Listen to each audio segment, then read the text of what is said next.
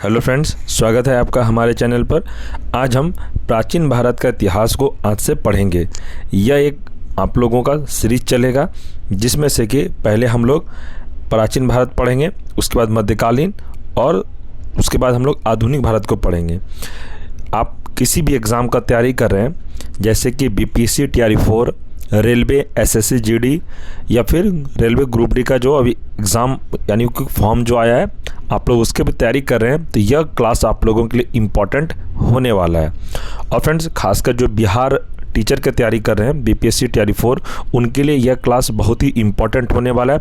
आप एसएससी की भी तैयारी कर रहे हैं तो आपके लिए भी इम्पॉर्टेंट है। रेलवे जो तैयारी कर रहे हैं यानी ऑल कॉम्पिटिटिव एग्ज़ाम के लिए यह क्लास आप लोगों के लिए इम्पॉर्टेंट है। इसमें से वन लाइनर को एक वन लाइनर क्वेश्चन को डीपली आप लोग को इस वीडियो में पढ़ाया जाएगा डिटेल के साथ में। तो आप लोग हमारे चैनल से जुड़े रहें और अपना तैयारी को अच्छे से कवर करें। और फ्रेंड्स, अगर चैनल पे कोई नए हैं तो चैनल को सब्सक्राइब कर लें और वीडियो को लाइक अवश्य कर दें। आप लोगों के लिए ऐसे ही डेली क्लास करवाया जाएगा। ध्यान रहे फ्रेंड्स, आप टीआरई 4 का तैयारी कर रहे हैं तो टीआरई 4 से संबंधित बहुत सारे क्लास इस चैनल पर करा दिया गया है और आगे भी कराया जाएगा, इसलिए आप लोग चैनल से जुड़े रहें। तो चलिए शुरू करते हैं।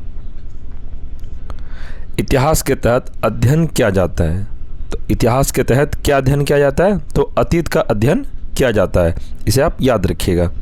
आगे है, किसने कहा कि इतिहास अतीत एवं वर्तमान के बीच अंतहीन वार्ता है? तो यह कहा था E.H. कार ने। इसे भी आप ध्यान रखिएगा। नेक्स्ट है, किस इतिहास दर्शन शास्त्री ने कहा था समस्त इतिहास समकालीन इतिहास है? तो ये कहा था बेनेडिक्टो क्रोचे ने। इसे भी आप ध्यान रखिएगा। आगे, किस इतिहासकार ने कहा था कि सच यह है कि इतिहास में अतीत वर्तमान के साथ बदलता है? तो ये कहा था ओकासाट ने। इसे आप ध्यान रखिएगा। नेक्स्ट है, संपूर्ण इतिहास विचारों का इतिहास है, किसने परिभाषित किया था? तो यह परिभाषित कॉलिंगवुड ने किया था। इसे भी आप ध्यान रखिएगा। नेक्स्ट है, किसने स्पष्टतया कहा कि इतिहास के समस्त निष्कर्ष युक्ति संगत साक्ष्यों पर आधारित होते हैं? यह कहा था थ्यूसिडाइडिस ने। नेक्स्ट देखते हैं, इतिहास के पिता की उपाधि किसे प्राप्त है? तो इतिहास के पिता हम लोग किसे कहते हैं? तो हेरोडोटस को कहते हैं। ये भी आप लोग लिख सकते हैं टीआरई 4 से संबंधित। नेक्स्ट है, इतिहास अपने को दोहराता है, यह कथन है। तो यह कथन किसका है कि इतिहास अपने आप को दोहराता है? तो यह कथन है हीगेल का। नेक्स्ट है, हम इतिहास से यही सीखते हैं कि आदमी इतिहास से कभी कुछ नहीं सीखता। यह किसका कथन है? यह कथन है हीगेल का। नेक्स्ट है, किसका कथन है समस्त इतिहास वर्ग संघर्ष का इतिहास है? तो यह कथन है कार्ल मार्क्स का। इसे भी आप ध्यान रखिएगा, ये इंपॉर्टेंट हो सकता है एग्जाम के लिए।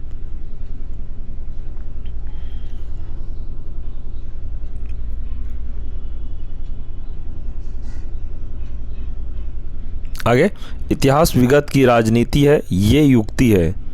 तो ये किसने कहा था? तो सिले का। आगे, इतिहास स्वतः मात्र एक विज्ञान है, इसमें कम नहीं है और इससे अधिक नहीं है। यह कथन है ब्यूरी का। नेक्स्ट, किस इतिहासकार ने कहा था कि इतिहास का महत्व वैज्ञानिक नहीं है? यह कहा था ट्रेवेलियन ने। इसे भी आप ध्यान रखिएगा। नेक्स्ट है, प्राचीन भारतीय इतिहास के अध्ययन के कितने स्रोत हैं?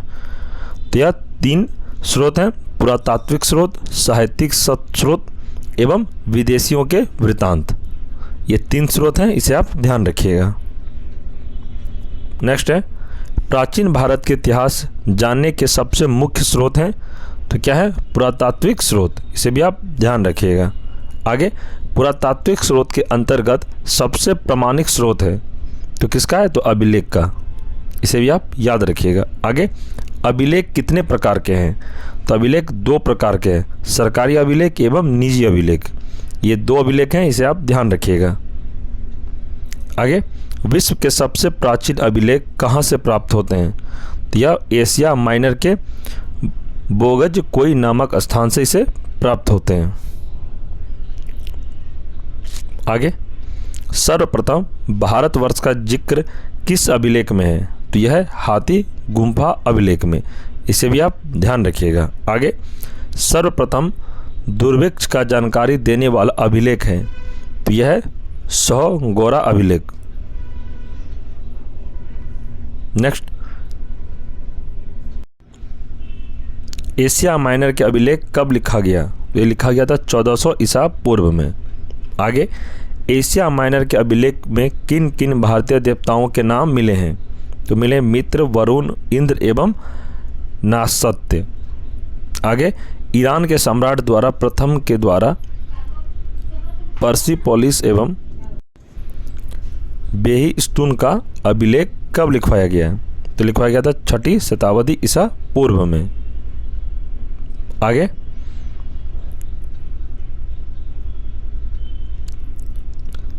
पर्सिपोलिस एवं बेहिस्टून अभिलेख में भारत के किस प्रांत को जीतने के साक्ष्य मिले हैं? तो मिले सिंध प्रांत के। आगे, भारत में सबसे प्राचीन अभिलेख कहाँ से प्राप्त हुए हैं? तो ये हुए सिंधु घाटी सभ्यता से, इसे भी आप ध्यान रखिएगा। सभी प्रश्न फ्रेंड्स ये एनसीईआरटी के ही लिए गए हैं, इस बात का आप ध्यान रखिएगा। ये सभी क्लास जो आपका कराया जा रहा है और अभी से जो क्लास स्टार्ट है, ये सभी एनसीईआरटी क्लास है। आपके टीआरई 4 में भी यह बहुत मदद करेगा, यहाँ से प्रश्न देखने को मिलेगा। ऑल कॉम्पिटिटिव एग्ज़ाम के लिए यह क्लास आपके लिए इम्पॉर्टेंट है, और टीआरई 4 का जो सीरीज मैं चला रहा हूँ वो तो चलेगा ही, ये सभी एग्ज़ाम के लिए इम्पॉर्टेंट है। आपको टीआरई 4 में भी यहाँ से प्रश्न 100% देखने को मिलेगा। आगे, सिंधु घाटी के अभिलेख किस पर लिखी गई थी? तो मिट्टी के बर्तन एवं मोहरों पर लिखी गई थी। आगे, सिंधु घाटी के अभिलेख किस प्रकार की लिपि में लिखी गई है? तो यह लिखी गई भाव चित्रात्मक। नेक्स्ट, मौर्य काल के अभिलेख को सर्वप्रथम किसने पढ़ा? तो ये पढ़े थे जेम्स प्रिंसेप 1837 में। आगे है, भारतीय पुरातत्व सर्वेक्षण की स्थापना कब हुई थी? तो 1861 में हुई थी। नेक्स्ट है कि भारतीय पुरातत्व का जनक किसे कहा जाता है? तो अलेक्जेंडर कनिंघम को कहा जाता है। चलिए आगे बढ़ते हैं।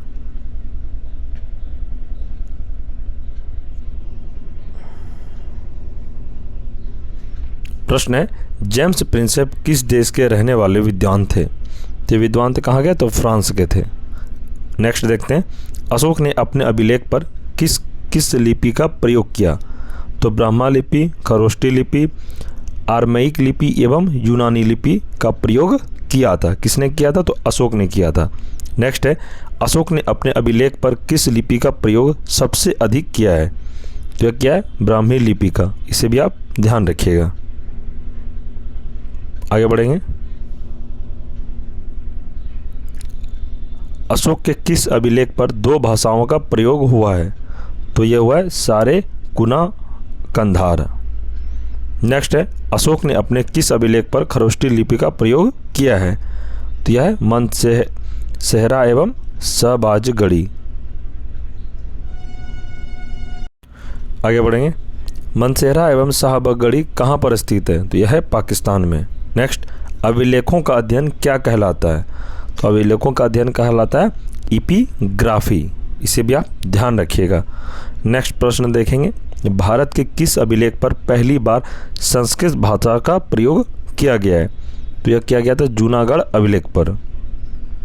आगे है, सर्वप्रथम भारत में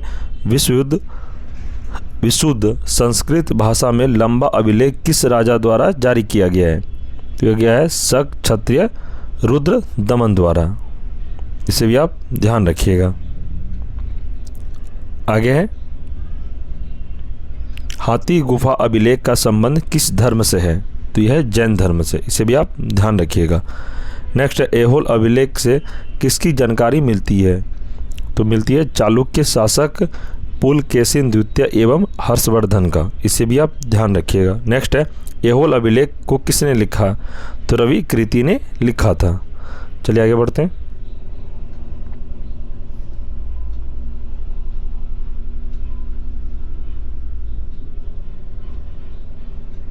प्रश्न है, प्रयाग स्तंभ अभिलेख को किसने लिखा? तो ये लिखा था हरिसेन ने। आगे है, प्रयाग स्तंभ अभिलेख को किस भाषा में लिखा गया? तो लिखा गया था संस्कृत भाषा में। इसे भी आप ध्यान रखिएगा। नेक्स्ट है, प्रयाग स्तंभ अभिलेख में किसके विषय में लिखा गया है? तो समुद्रगुप्त के विजय के बारे में लिखा गया है। इस प्रश्न को भी अच्छे से आप ध्यान से नोट डाउन कर लीजिएगा। चलिए आगे बढ़ते हैं।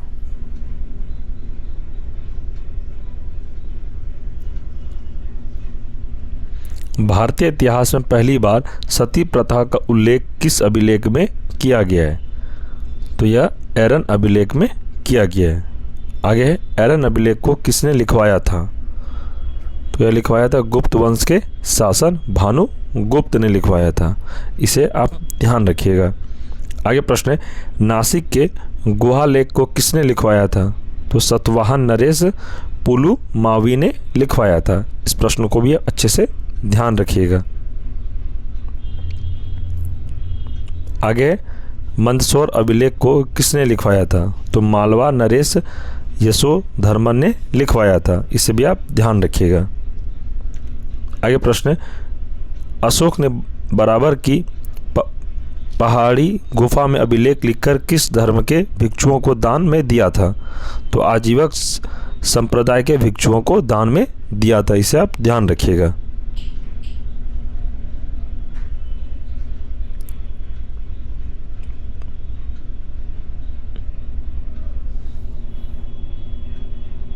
चलिए आगे बढ़ते हैं। प्रश्न है, नागार्जुन की पहाड़ियों में गुफा का निर्माण किसने करवाया था? तो यह करवाया था दशरथ ने। नेक्स्ट है, निजी अभिलेख किस स्थान पर खुदवाया जाता है? तो खुदवाया जाता है मंदिर एवं मूर्तियों पर। इस प्रश्न को भी आप अच्छे से नोट डाउन कर लीजिएगा। आगे प्रश्न है, काव्य शैली का प्राचीनतम नमूना किसके अभिलेख में मिलता है? तो यह मिलता है रुद्र दमन के। आगे, पुष्यमित्र शुंग द्वारा अश्वमेघ यज्ञ किए जाने की जानकारी कहाँ के अभिलेख से प्राप्त हुए हैं? तो यह है अयोध्या अभिलेख से। आगे प्रश्न है, हेलियोडोरस ने अपना अभिलेख किस स्थान पर लिखवाया था? तो विदिशा नामक स्थान पर लिखवाया था। आगे प्रश्न है, विदिशा अभिलेख से किस धर्म की जानकारी मिलती है? तो यह है वैष्णव धर्म की। इस प्रश्नों को भी आप याद रखिएगा। आगे प्रश्न है, कवि कालिदास के नाम का उल्लेख किस लेख में हुआ है? तो यह हुआ ऐहोल के उत्तीर्ण लेख में। नेक्स्ट है, भारत में सिक्के के जन्मदाता किसे माना जाता है? तो यह माना जाता है गौतम बुद्ध को।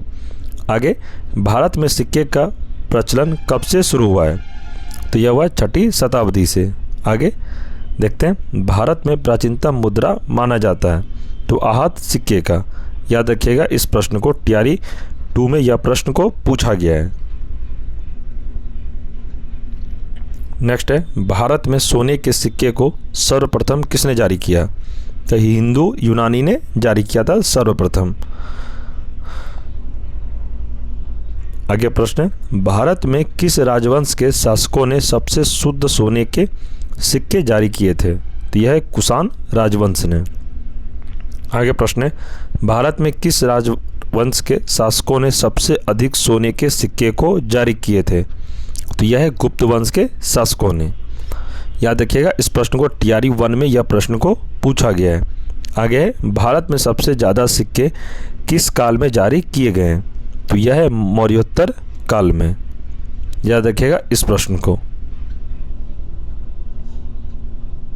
आगे प्रश्न है, भारत में सर्वप्रथम सीसे सिक्के किस वंश के शासकों ने जारी किए? तो यह है सातवाहन राजवंश ने। आगे है, भारत में पोटिन के सिक्के किस राजवंश ने जारी किया है? तो यह है सातवाहन राजवंश। आगे प्रश्न है कि कुषाण वंश के शासक कनिष्क ने अपने सिक्के पर किसका चित्र अंकित करवाया था? तो यह है गौतम बुद्ध का। आगे प्रश्न है, किसके सिक्के पर वीणा बजाते हुए चित्र अंकित किया गया है? तो यह है समुद्रगुप्त के। नेक्स्ट देखेंगे, किस मुस्लिम शासक ने अपने सिक्के पर लक्ष्मी के चित्र अंकित करवाए थे? तो मोहम्मद गौरी ने। आगे देखेंगे, व्याघ्र शैली के सिक्के सर्वप्रथम किसने जारी किए थे? तो यह थे चंद्रगुप्त द्वितीय विक्रमादित्य ने। नेक्स्ट है, सिक्के के अध्ययन को किस नाम से जाना जाता है? तो यह न्यूमिस्मेटिक्स के नाम से जाना जाता है। इसी में आगे बढ़ेंगे। प्रश्न है, स्थापत्य के अंतर्गत किसका अध्ययन किया जाता है? तो यह भवन, मंदिर, गुफा, स्तूप, विहार, चैत्य इत्यादि का अध्ययन किया जाता है। नेक्स्ट है, भारत में मंदिरों का निर्माण कितनी शैलियों में की गई है? तो 3 शैलियों में की गई है। कौन कौन? तो द्रविड़ शैली, नागर शैली एवं वैशाली शैली। ये 3 शैली को आप याद रखिएगा। आगे प्रश्न है, उत्तरी भारत में मंदिरों का निर्माण किस शैली में किया गया है? तो नागर शैली में किया गया है। आप याद रखिएगा इस प्रश्न को भी। प्रश्न है, भारत में नागर शैली का सबसे उत्तम मंदिर कौन है? तो यह 10वां अवतार का मंदिर जो कि उत्तर प्रदेश में है। आगे है, भारत में द्रविड़ शैली का सबसे उत्तम मंदिर कौन है? तो है तंजौर के बृहदीश्वर मंदिर, राजेश्वर मंदिर। इसे आप ध्यान रखिएगा। आगे प्रश्न है, भारत में वेसर शैली का सबसे अच्छा उदाहरण किस मंदिर का है? तो यह है ग्वालियर के तेलिया लोहगान मंदिर का। नेक्स्ट है, भारत में मूर्ति पूजा का आरंभ किस काल में मानी जाती है? तो सिंधु घाटी सभ्यता से मूर्ति पूजा आरंभ हुई थी। इसे आप ध्यान रखिएगा। आगे प्रश्न है, मौर्य काल में अधिकांश मूर्तियां किससे बनाई जाती थी? तो यह पत्थरों से बनाई जाती थी।